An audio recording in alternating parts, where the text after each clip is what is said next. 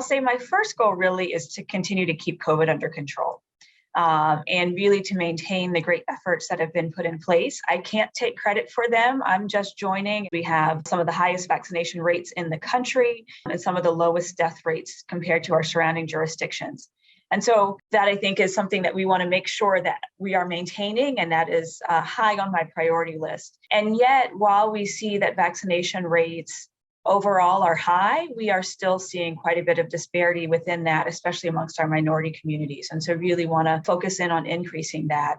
I think we are going to get to the point where COVID isn't the top story every day. But really where I would like us to focus in on is identifying health disparities.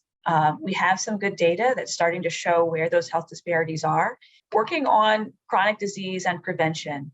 Prevention, especially in terms of cancer screenings, a lot of that cancer screening didn't get done because of the focus on COVID. And so making sure that we are getting those mammograms and pap smears and colonoscopies back up to where they need to be. Addressing mental health gaps in care. I think we all have seen there is just a dearth of mental health providers, and we have seen how it's been impacting our kids and adults. And so really partnering with the behavioral health folks on seeing what we can do to really address mental health concerns within the community. The disparities that exist in the community.